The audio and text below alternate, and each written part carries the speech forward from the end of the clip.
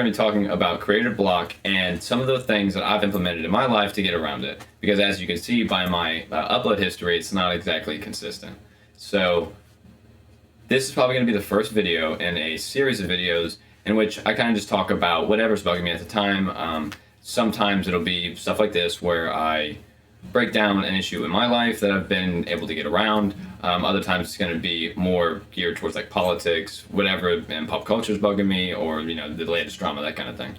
Probably not too many of those. I'm not a huge fan of those, but some of the stuff is pretty interesting. So with that being said, we're going to jump right into it. So I've struggled with creator's block for a long time, even with things simple as like drawing something, practicing art. It becomes really easy to get bogged down in the details. Actually, art is a pretty good example, as when I'm drawing something like, for example, I drew Lieutenant here, I often find myself trying to draw it, but I'll get too stuck on, oh, this eye isn't just exactly perfect, or, this part of his head is kind of misshapen.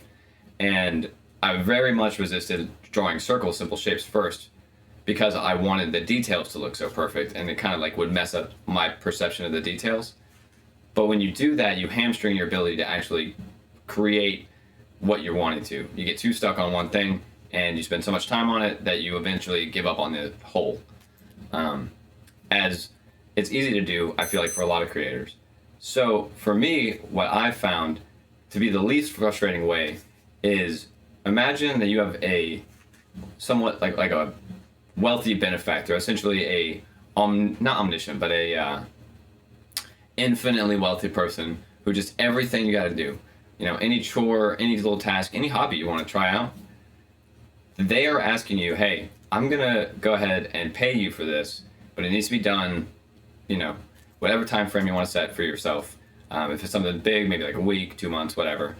Something smaller, like a video like this, maybe just give yourself like a couple days. Anyway, so they'll only pay you based on how much of your best that you actually gave them, that you produced. And they are omniscient in the way that they know what your best is at any given time.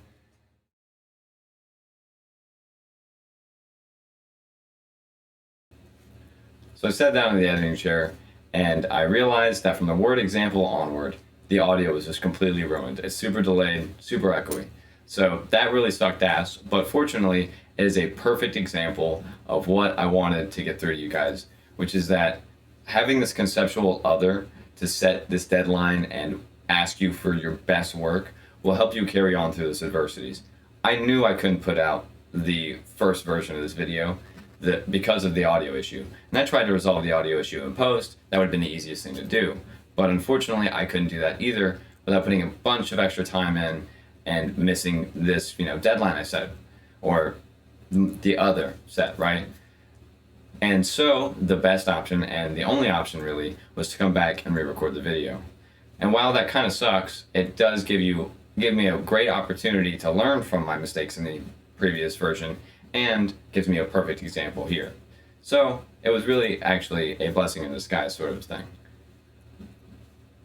That being said, I can understand how this would be not really helpful to some people, but I do want to really emphasize that if you're feeling some kind of creative block or writer's block, generally it comes from this, or at least in my experiences and the experiences of many creators I've talked with, it comes from this idea that you have to put out the perfect work. Not just your best work at the time, not just work that you're proud of or you're happy with, but work that is going to blow everyone away and that is just absolutely perfect and impervious to criticism.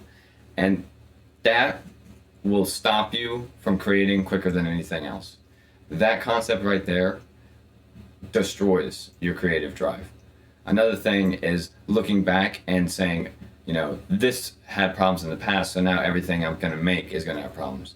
I've run into that kind of issue with my drawing. I drew this, and I'm pretty proud of it, but there are issues with it, and I'm afraid that the next thing I draw is going to have those same issues, and I'm just going to kind of ingrain those. But the more I practice, the less that'll happen, right?